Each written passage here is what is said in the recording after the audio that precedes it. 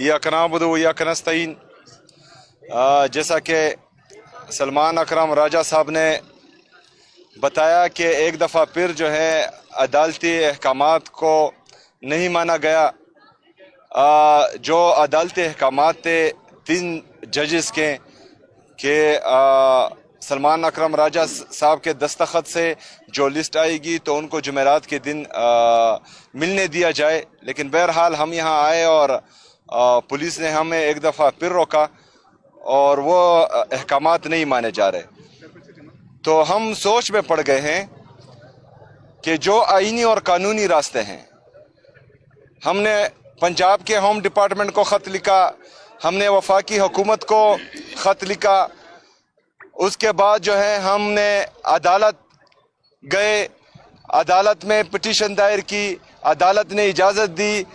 उसके बावजूद भी जो है हमें किसी आईनी और कानूनी तरीके से मिलने नहीं दिया गया।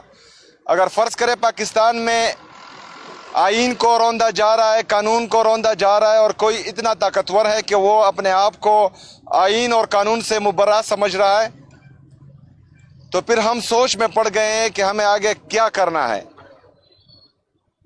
तो इंशाअल्लाह ताला तमाम पार्टी लीडरशिप इस पर एक बैठक करेगी और आगे का लायामल जो है पार्टी की मशावरत से आप सबके सामने आएगा इंशाल्लाह। शुक्रिया। अच्छा, ये बताइएगा कि कोई KPK में कोई इख्तिलाफात जा रहे हैं? जो उसना बानी पीटे के कुछ पुराने जो रहनुमा थे PTI के, उनके हवाले से चाह रहा है, जो गवर्नर भी रह चुके हैं, स्पीकर भी रह चुके हैं, कोई इख्तिलाफात सामने आ रहे हैं KPK में इस हवाले से?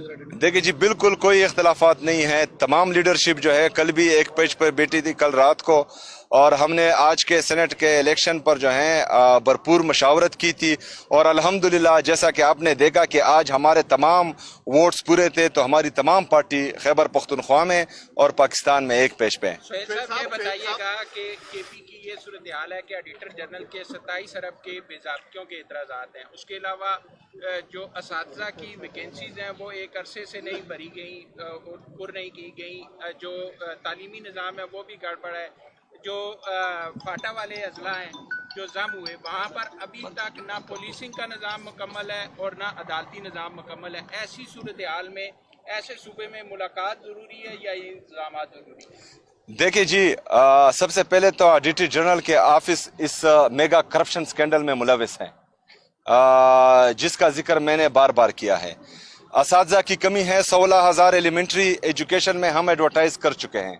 असातिज़ा की कमी है। हायर एजुकेशन में 3086 लेक्चरार की एडवर्टीजमेंट आ चुकी है, जिसको भर्ती कर दिया जाएगा। यही सवाल जो है मैं आपसे कहता हूं कि खैबर पख्तूनख्वा के इतने मसाइल हैं, तो आपने कभी वफाकी हुकूमत से पूछा कि जो हमारा NFC शेयर है उस पर मीटिंग क्यों नहीं बुलाई जा रही? जो मर्ज अजला के साथ सालाना 100 अरब रुपए का वादा किया गया था वो हमें क्यों नहीं दिया जा रहा? NHP नेट हाइडल प्रॉफिट पूरे पाकिस्तान को हम जो है फायदे दे रहे हैं, लेकिन खैबर पख्तूनख्वा अपने ही जो है नेट हाइडल प्रॉफिट से महरूम है। तो आप जो है आपको चाहिए कि आप जो है वफाकी हुकूमत से ये सवाल करें कि हमें अपने हकूक वो क्यों नहीं दे रहे हैं, क्यों हमारे साथ सौतेली माँ जैसा सलूक हो रहा है। आपका सूबा इस वक्त जंगी हालात में है, आप एक बड़ी मीटिंग करने जा रहे हैं ताकि इस मामले का हल निकले, आपकी मुलाकात नहीं हो रही।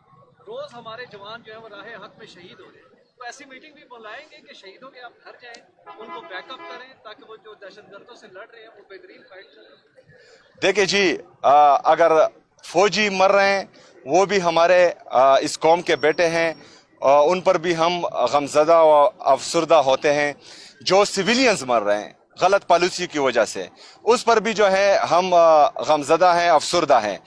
देखिए जी, गलत पॉलिसियाँ और बंद कमरों में जो फैसले होते हैं उनका नतीजा यही होता है कि हमारे गरीब माँ के बेटे, चाहे वो फौजी हो चाहे सिविलियन हो, दोनों मरते हैं। वहाँ पर जो है किसी वज़ीर आज़म का बेटा, किसी जर्नल का बेटा, किसी चीफ जस्टिस का बेटा नहीं होता। ये गरीब माँ के बच्चे हैं। चाहे फौजी लड़ रहा है वो भी गरीब माँ का बेटा है, जो वहाँ सिविलियन मर रहे हैं वो भी गरीब माँ के बेटे हैं। मेरी बात मुकम्मल होने दे। हमारा मौक़िफ़ ये है कि बंद कमरों के फैसले जिन्होंने खैबर पख्तूनख्वा में, मेरा ज़िला खैबर है, मेरा बाई गांव जो है वो वादी तिरा है, जो बंदा वहाँ जिंदगी में गया है ना हो वो मेरे फैसले किस तरह कर सकता है? جو ہمارے وہاں کی حکومت ہیں، وہاں کی پارلیمنٹیرین ہیں، وہاں قومی مشران ہیں، وہاں کے عمائدین ہیں، پاکستان میں جو بھی پالیسی بنتی ہے یہاں جمہوریت ہے، ہمیں اعتماد میں لیا جائے۔ خیبر پختونخوا کا صوبہ ہمارا ہے، ہمیں تمام مشاورت میں شامل کیا جائے۔ اگر فرض کرے اس کے بعد کوئی پالیسی بنے گی تو اس کے مثبت اثرات ہوں گے، منفی اثرات نہیں ہوں گے۔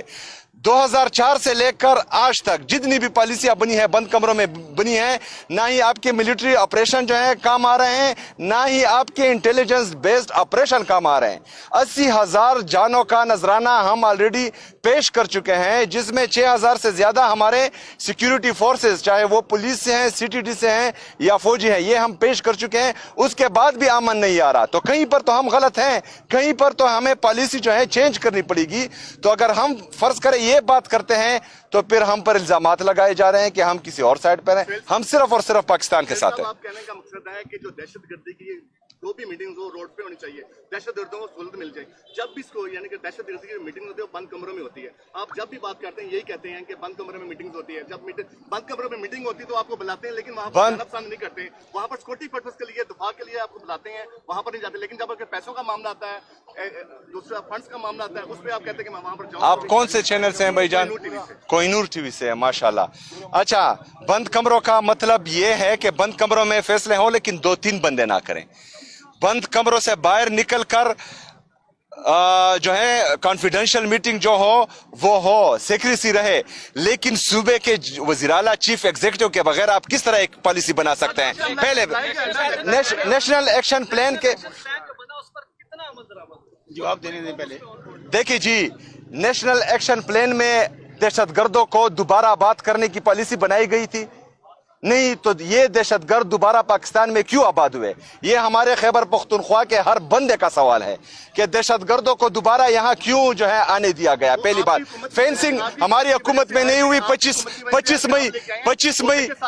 مئی آپ دیکھیں اس میں وزیر اعظم کے دستخط۔ آپ میرے ساتھ بحث کر رہے ہیں کہ میرے سوال بھائی جان آپ کو انہوں نے بھیجا ہے، اب بات سنیں، میری بات سنیں بھائی جان، سنیں نا، میرا جواب جو ہے آپ ان کو سنائیں، آپ خود سنائیں گے کہ ویڈیو سے ان کو پہنچ جائے گا۔ میرا بات سنیں، دیکھیں جی، ایک بندہ آتا ہے، وہ فیصلہ کرتا ہے کہ ہم نے پرائی جنگ لڑنی ہے، یہی لوگ جو ہیں ہیرو اور مجاہدین بن جاتے ہیں۔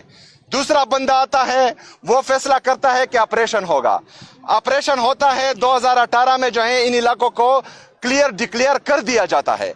تیسرا بندہ آتا ہے، وہ کہتا ہے کہ ان کو دوبارہ جو ہے ان کی آبادکاری کی جائے اور ان کو جو ہے دوبارہ خیبر پختونخوا میں لایا جائے۔ چوتھا بندہ آتا ہے، پھر کہتا ہے کہ آپریشن کیا جائے۔ خیبر پختونخوا لیبارٹری نہیں ہے کہ جو جس کی مرضی ہو وہ وہاں پر وہی ایکسپیریمنٹ کریں۔ خیبر پختونخوا غیور پختونوں کا صوبہ ہے، ان کو پورا حق ہے کہ انہوں نے جو قربانی اس دہشت گردی کی جنگ میں دی ہے ان کا ازالہ بھی ہو اور ان کی قدر بھی کی جائے۔ ہم بھیڑ بکریاں نہیں ہیں، ہم جو ہے کیڑے مکوڑے نہیں ہیں کہ یہاں سے فیصلہ آئے وہاں پر ہمارے 21 بندے ایک دن ایک ڈرون اٹیک میں شہید ہوں اور ہم ہاتھ پر ہاتھ دھرے بیٹھے رہیں۔ ہمیں نیشنل پالیسی میں شامل کیا جائے، ہمارے ساتھ جو بھی فیصلہ ہو، جو بھی پالیسی بنے، اس میں خیبر پختونخوا کی حکومت کو، خیبر پختونخوا کی عوام کو، خیبر پختونخوا کی پارلیمنٹیرین کو شامل کیا جائے۔ ہم اس ہر پالیسی میں انشاءاللہ تعالی وفاقی حکومت کا اور سیکیورٹی فورسز کا ساتھ دیں گے۔